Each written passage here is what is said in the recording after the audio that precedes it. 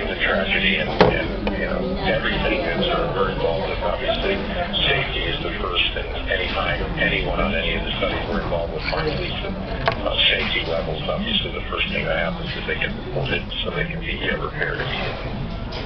I wanted to ask about fracking because I think a lot of our viewers are going to be interested or concerned about hydraulic fracking. So why don't you, one of you explain how this technique using natural gas, which has a lot of attention put on it, the water quality, how it plays a role in terms of emissions from natural gas. We're both jumping at this one, so I'll let Adam go for it. Oh, boy, okay. So this is sort of a controversy about hydraulic fracturing. In terms of air emissions, it's really the only thing I can speak to.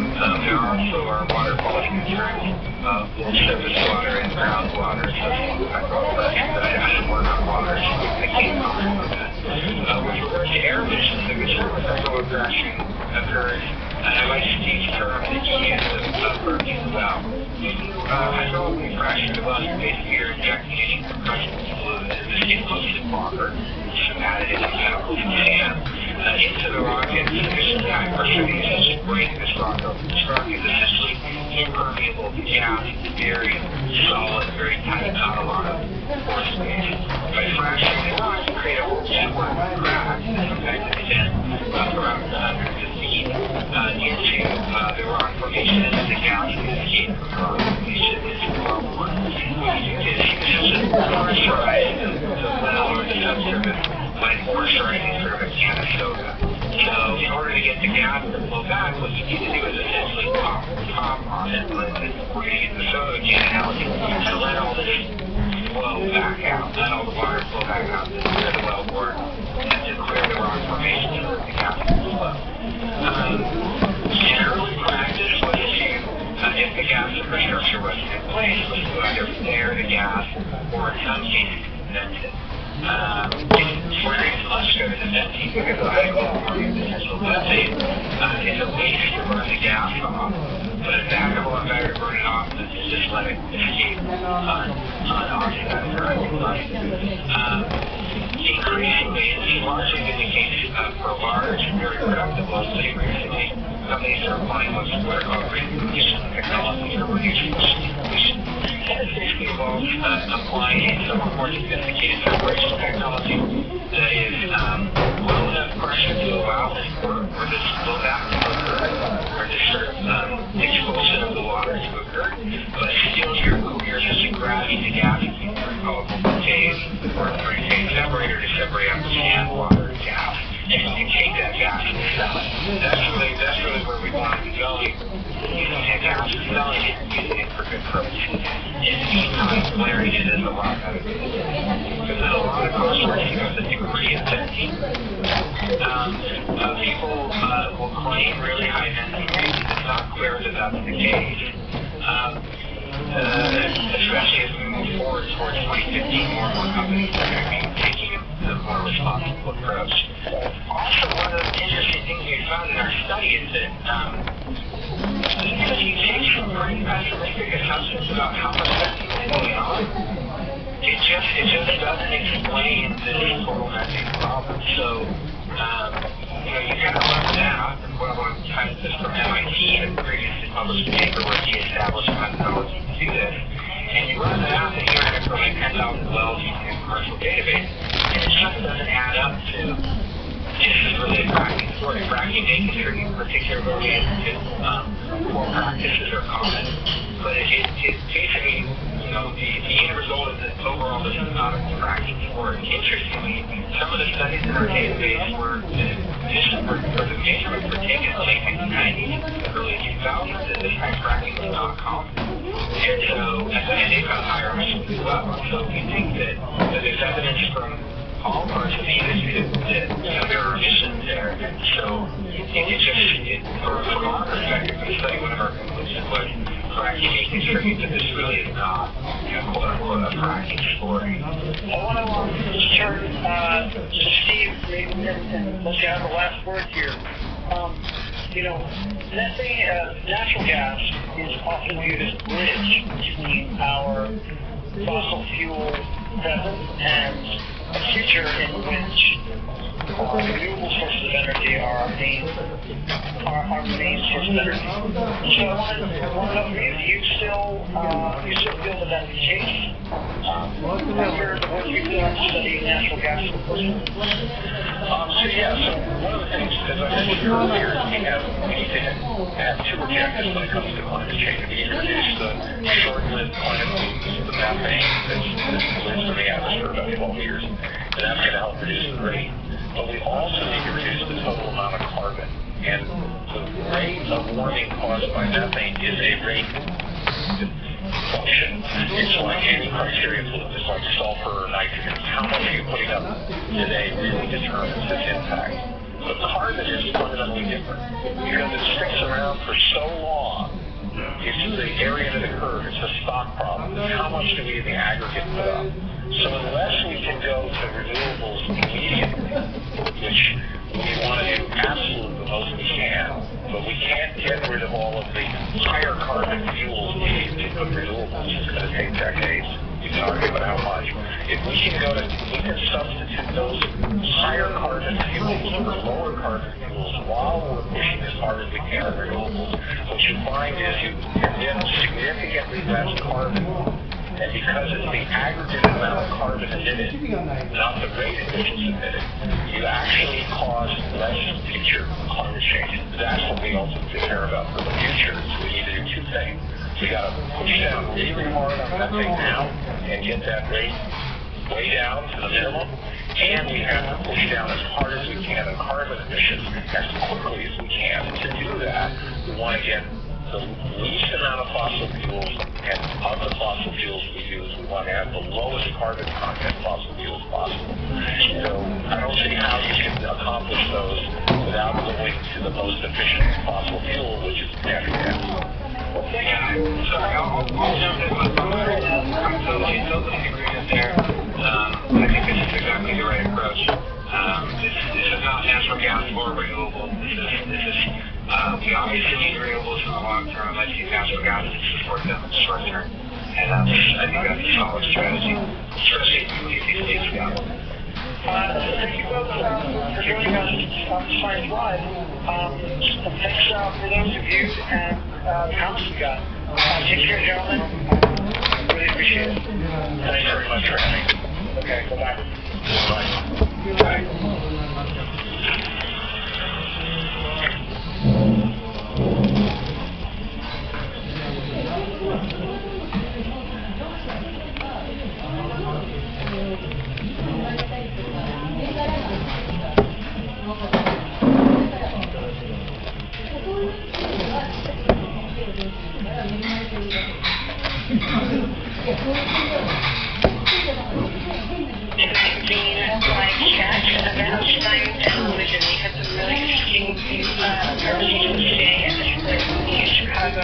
About how scientists and religious people view one another and what are some opportunities for building bridges between these two communities. So with us today we have Elaine Howard-Eckler, she's the professor of sociology at Rice University, and she just completed a very interesting survey about conceptions of science and religion in both scientific and religious communities. We have also Galen Carey, who's the vice president of the National Association of Evangelicals. And we have Jennifer Wiseman, who's sitting here with me. She's the director of the Equated Dialogue on Science, Ethics, and Religion. So we'll be taking your questions on our on the webpage for this live chat, so please leave them in the comments and push that to Keith, and I will make sure to ask them to our guests. And so I think we'll get started with Elaine. If you could just tell us a little bit more about the survey that you did and some of its most interesting surprising results. So in December, we started a survey that would have the intent of answering 3 kinds of very broad questions. So the first being, what do religious people, particularly evangelical, think about science and religion and scientists? And the second large question being, what do scientists think about religion? And we're particularly interested in getting a very broad overview of scientists, not just scientists who they are part of the most elite sector of scientists, but what we call rank and file scientists, scientists from a broad variety of stages in American society. To that end, just closed a few weeks ago, so really hot off the press here, we surveyed over 16,000 Americans about their views on the science and religion interface. We got a 63% response, so over 10,000 responded, and we're really excited about some of those findings. What are some of the findings? Tell us 3 or 4 of your favorite ones. Right. So 3 or 4 of my favorite ones. Bring first, narrow them down, and be okay. A lot of the many. So about, I think this is a story of whether you see the cup half empty or half full. So if you are looking for conflict between religion and science, there's certainly a place to find it in these data. So about 1/5 of the general population perceives tension between religious communities and scientists. So we asked the question, do you perceive hostility by religious people towards science, and do you perceive hostility by scientists towards religion? So 20% of Americans perceive hostility by religious people towards science, and about 20% perceive hostility by scientists towards religion. So there's definitely a place of conflict. When we turn just to the evangelical respondents, so those who some say, at least if you believe some media reports that have some tension with science, particularly the issue of evolution, we find that 29% of evangelicals consider there to be a conflict between religion and science and beyond the side of religion. Also, scientists and evangelicals are very different kinds of populations religiously. So 44% of evangelicals see themselves as very religious compared to only 15% of scientists.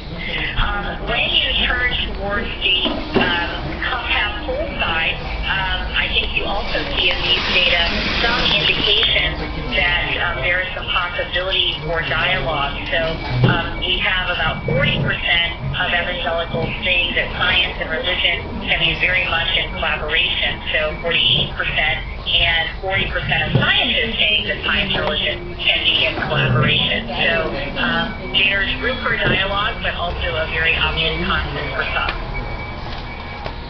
And Caroline, can you tell us a little bit about why you think a survey like findings so far? This is a very important survey because it helps us understand some of the dynamics that, as Elaine said, are sometimes misrepresented by the media or by critics on one side or the other. I think one of the most important or interesting findings is the idea that there are more than 2 million evangelical scientists in our society. Those are people who actually, according to the survey, are even more committed to their faith than the average evangelical, and at the same time, they're very committed to their calling as scientists. So those are people that can help to bridge some of these misunderstandings that we see between our 2 communities, and so I'm quite pleased to see that. The survey does show that there are some problems, and particularly interesting to see that evangelical scientists, those who are actually working in the field, do see a certain amount of hostility on the part of their colleagues to their faith. That's something that concerns us, and we hope that we can build some bridges that help to reduce some of that hostility. Yeah, let me just pick up if I could for a second on what Caleb said. So we look in particular at scientists who are themselves evangelical. So 17% of the science community that we surveyed identified with that label evangelical, and we found some interesting things there that actually 72% of them think that science and religion can be in complete collaboration. And as Jill alluded to, these evangelical scientists in some ways are even more religious than their evangelical peers in the pew. So 51% of them are very religious or describe themselves as very religious compared to 44% of evangelicals. They're more likely to attend services weekly. 54% of them attend religious services weekly compared to 42% of evangelicals more broadly. And they're also more likely to read religious texts weekly, 47% compared to about 40% of evangelicals broadly. So each person somehow are able to keep a successful foot in both worlds. So if we want dialogue, perhaps there's contention about whether we ought to even have dialogue. I mean, it's to hear from the viewers. But if we want dialogue, perhaps this community could be thought of as a kind of group of boundary pioneers if there is a boundary between those two worlds that they have perhaps successfully found a way to cross those worlds. And I just want to add to that, one reason we probably do want to have such a dialogue is that science doesn't exist in a vacuum, but it actually exists, first of all, to serve the broader society, and it depends upon the broader society for support for its activities, funding for research, for a favorable policy environment. So a lot of reasons that scientists would want to have evangelical support. And on part of Evangelical, we also very much support the scientific endeavor and the calling that science have to expand the frontiers of knowledge. That's something that's important to all of us. What do you hear from the survey, or from your experiences, out there in the field? What are some of the misconceptions that religious people have of scientists and vice versa?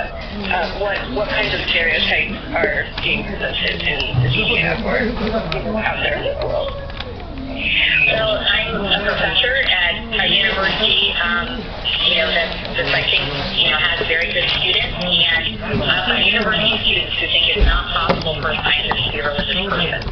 So that's, there's certainly, I think, among some, a very powerful perception that scientists themselves cannot be religious. And we see among these rank and file scientists, those who work in a broad variety of occupations, that they're not too religiously different than the general population. So 17% of them describe themselves as evangelical. About 23% of the American population describe themselves as evangelical. That's an enormous difference. 24% of them see themselves as atheist agnostics or having no religion compared to 16% of the general population. I think that the perspectives of scientists who work at elite research universities who are members of these elite groups are perhaps taken to represent all of scientists. And if we are concerned about dialogue, then perhaps we ought to start with these scientists who are most likely to actually be part of religious communities themselves as a place, as a group of people who perhaps be leaders of that dialogue. And on the part of the view of religious people, many times the media will take the most extreme voices who seem not to have much use of science at all and present that as a typical religious narrative. And in fact, those people are a rather small percentage of the religious world and including the evangelical world. And let's talk a little bit about the focus, at least at this phase of data analysis on the evangelical community. Why was that where you started? It made sense as a place to start, Lizzie, because there's been the most discussion. I would think we've actually done some analyses in my research team of just the media reports on this issue that's most likely to talk about evangelicals. So it's a group that people are talking about. This is a group that's been, in some corners of the country, a leader in saying that creation ought to be taught alongside evolution in schools. So certainly we're finding that not all evangelicals think that, but if there is, this is a group that has been out there talking about science. So it makes sense as a place to start. And I don't think we can stop there. We need to also analyze what evangelicals think alongside other groups of religious people to find out if evangelicals are truly unique. But I think this makes sense as a place to start, and a place to start if we want to have a broader societal acceptance of science and appreciation for science, because this is a religious group. It's a very large share. Some sociologists of religion think the largest share of the American religious public. So this makes some sense as a place to start. And Galen, could you tell us a little bit about what evangelical means? Obviously, it's a very diverse community and very large, as William referred to. So how does the National Association for Evangelicals define evangelical? Sure. We say that evangelicals are people who take the Bible seriously and trust in Jesus as their Savior and Lord.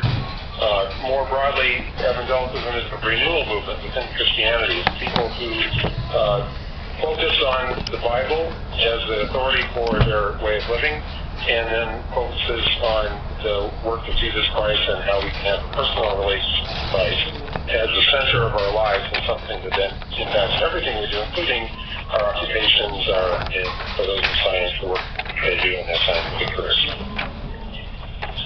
And Elaine, you talked a little bit about how there's this perception in the general public that scientists can't be religious, or there's this false choice that's being presented between being a scientist and practicing religious faith.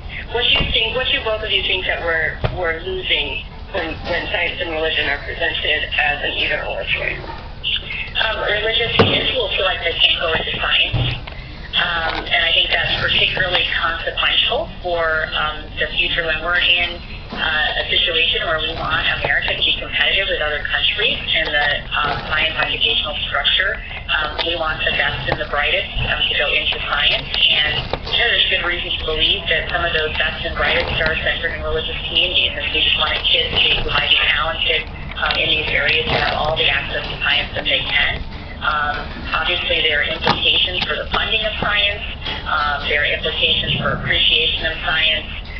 There are implications, I think science policymakers believe that having a fundamental understanding of science is just a good part of being a citizen, a good citizen. And so we wouldn't want anything from the science side, we wouldn't want anything taking up for that. So I think that's extremely important.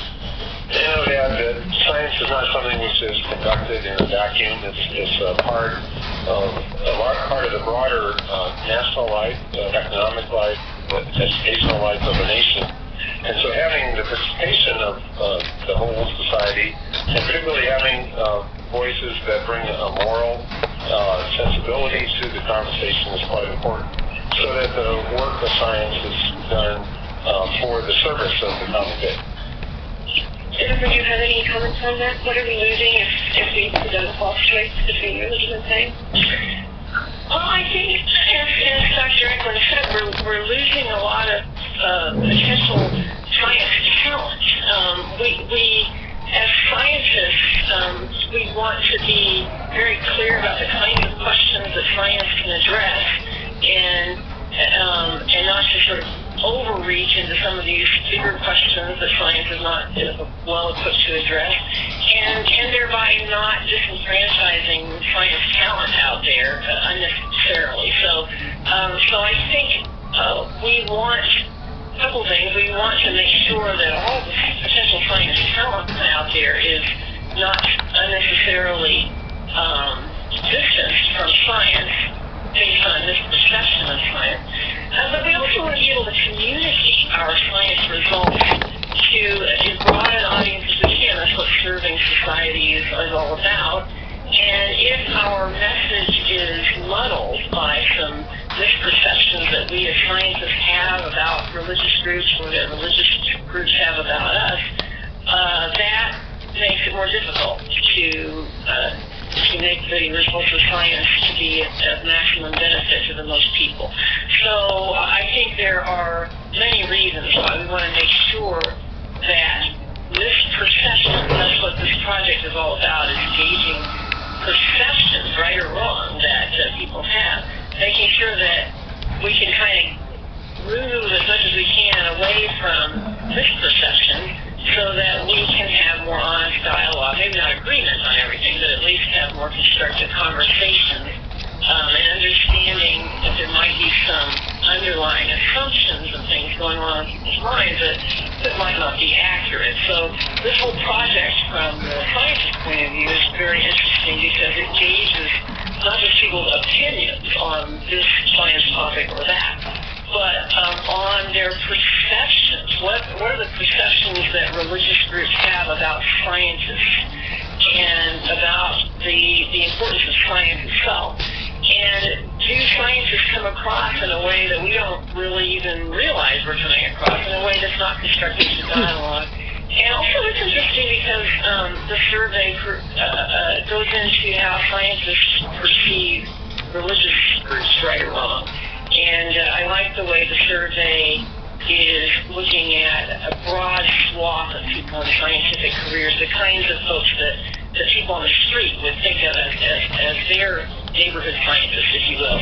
So not only just scientists in research universities, but also scientists in local industries and local educational institutions and science-related technical careers. These are the people that are more likely to be run into by people on the street.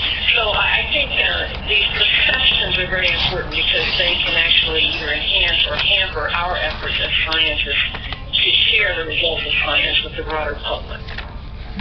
And from the point of view of evangelicals, just as the AAAS has a mission of serving society, so we as evangelicals also have the same calling to serve society, and so we can do that in part by participating in scientific endeavors and giving our best contributions to making the whole process work and advance further. Yeah, let's talk a little bit about we've already talked about this very popular perception of this kind of either or choice between science and religion, but let's talk a little bit about what science and religion have in common. Like Gail mentioned that they're both, at least in certain organizations, like when the AAAS or the National Association of Evangelicals, maybe this doesn't extend out so far to every other religious community or scientific community, but serving society is extremely important. What other things can sort of bring science and religion together in a way, like at least in close enough proximity that starting to think about dialogue may become possible or productive? Both scientists and religious people, particularly evangelicals, have a real concern for diversity in American society. So, scientists that I talk with in my research are very concerned there's not better gender representation, there's not better minority representation in science. Those persons are heavily concentrated in the evangelical community and Catholic communities. And so there's reason to believe that if we increase the diversity of religious people in science, we'll also be increasing the diversity of science overall. I know from the evangelicals that I've talked with for my research that there's a huge concern in making sure that churches are more diverse, that diversity is a concern, that justice is a concern. And so I think those the sensibility of justice for society is something that religious communities, particularly evangelical and scientists, can really get on board with, wanting to find, wanting science to be used to solve food insecurity, wanting science to be utilized to, care for the environment. So these kinds of things I think the communities can really share, and that perhaps, I don't want to sound Pollyanna-ish, there's a long way to go, but perhaps it's more productive to start where there's the areas of commonality rather than go right to the hot-button areas of difference.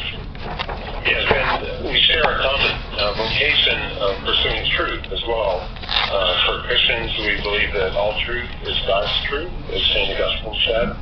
And science as well has the same vocation to expand the frontiers of knowledge. And as they do that, it's beneficial to everyone and something that we can all support. So we're starting to have some questions come in online from our audience, and please, if you're watching, leave your questions in the comments.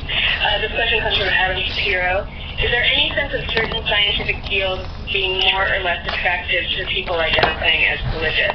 That is, are science religion misperception, detracting people from entering science, or diverting them into subfields that are maybe less threatening to religion? And are there particular subfields of science that do attract more people who identify as religious?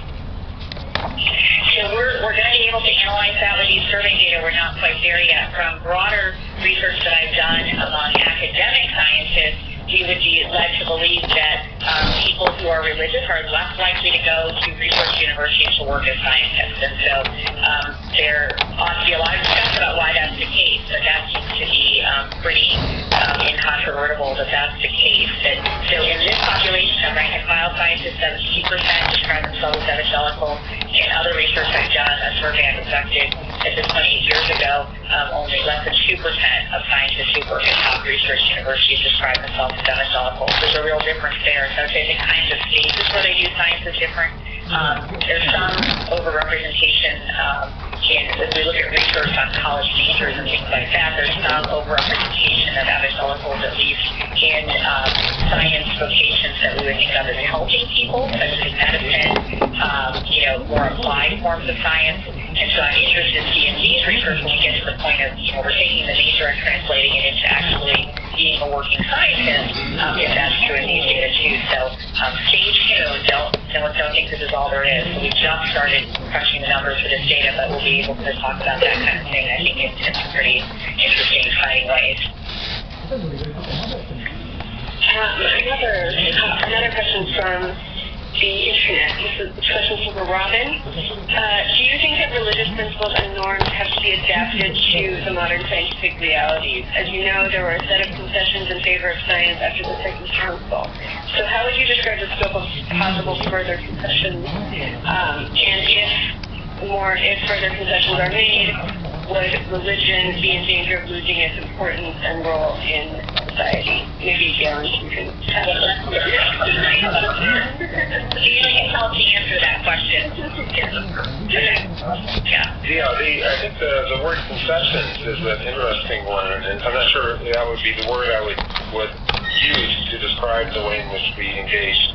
I think as Christians and theologians, our task is to try to approach truth as best we can, and we recognize that as fallible, finite human beings, that we don't have all the answers, that we don't always get it right, and that we can approximate more and more the truth as we make new discoveries. So certainly the discoveries of science can be helpful, as well as the advances in other fields, and I would hope that we would approach this with a spirit of humility. It's not that we're rewriting our basic beliefs, but we're open to seeing where we may have a fuller appreciation than we previously had about what actually is. That's the goal of this whole thing. And here's a question from Anne. When you say religion, what do you have in mind? Different religions are pretty different. Some have specific teachings that others don't have. For example, the Catholic Church teaches that the communion wafer is literally transformed into the flesh of Christ. Are beliefs like this compatible with science? Or are we forced to redefine religion into something much less definite to make them compatible? So perhaps we could start with, for purposes of this survey, what kinds of religious communities were looked at, how were they grouped together or separated, and then maybe we could get into whether or not we have to redefine religion to bring it into agreement or collaboration with science. That's a technical question to start out with. So we looked at all kinds of religious groups in our survey, and it's a survey of the general population. There's lots of ways of conceptualizing religion in the survey. So the data that I presented at the AAAS today, we simply asked people to self-classify. So we took their word for it, what they are. And the evangelical classification was a matter of people feeling comfortable with the label evangelical, describing them very well or somewhat well. We also asked them about what kinds of traditional categories they belong to. So are they Catholics, or like Protestants, or Hindus, or Muslims? And then we also have all kinds of ways of thinking about identities, the kind of identity categories, the kinds of beliefs that you have as part of your tradition. So we try to have as complex as possible, yet as understandable as possible, a way of defining religion.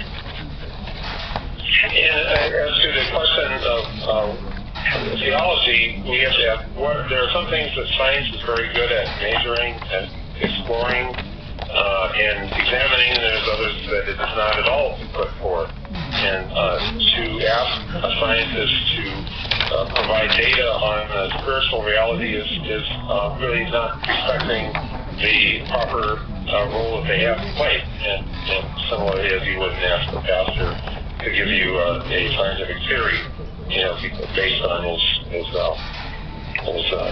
biblical studies.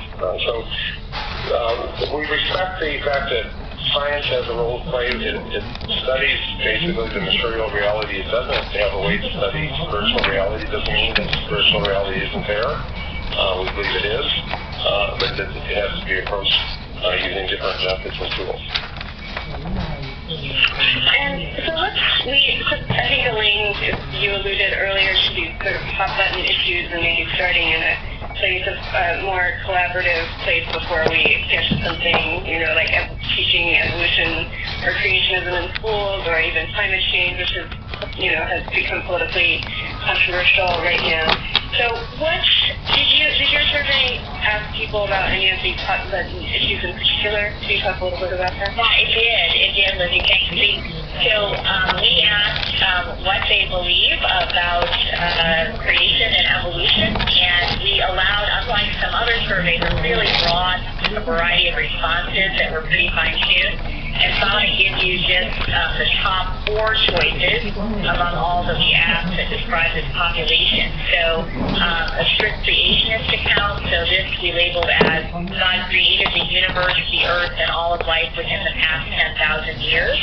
So 22% of the general population has this view, except this view is just ascribing their view of creation. And evangelicals, 43% had a strict creation view. We also allowed for God-guided evolution, which is God created the universe and the earth billions of years ago. God started and has guided human evolution over millions of years. And here, 18% of the general population, compared to 23% of evangelicals, said that this describes them well. Intelligent design, which we hear a lot about, and this is the universe and Earth came into being billions of years ago, and humans evolved over millions of years according to the design of an intelligent force. That actually did describe, not very many people thought that this described their view well, and 7% of the general population compared to 8% of evangelicals. And you could just bear with me just one more second here. The natural evolution view, which is the universe and Earth came into being billions of years ago. All life, including humans, evolved over millions of years. There was no God involved in either the creation or evolution of life. Only 10% of the general population said this described their view well, compared to only 3% of evangelicals. So I was somewhat surprised as a researcher that so many evangelicals take the strict creation view. Also, somewhat surprised that, on the other hand, so many take the God-guided evolution view, given what you hear in the media as well. And even more surprised that intelligent design wasn't popular at all, it seems, among much of anyone. So that's kind of where we are with these data. It's obviously still very much a live issue. And evangelicals, of course, believe that God created the heavens and the earth, as we're told in Genesis. The survey shows that there are a variety of views about how that happened, and that's, I think that accurately reflects the diversity within our communities, an issue that many people are paying quite a bit of attention to these days, and we think that's good. And we think we'll continue to see some permit as different ideas are explored further in the coming years.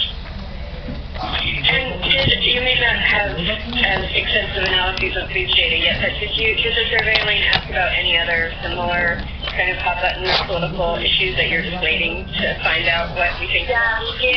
Sorry, I wish it was really close to weeks ago. So we did ask about climate change and stem cell research and other kinds of issues, and we did not analyze those yet. One, we did ask a question about views of teaching, support for teaching creationism and intelligent design in public schools by religious tradition. And so the choices were, would you generally favor or oppose teaching?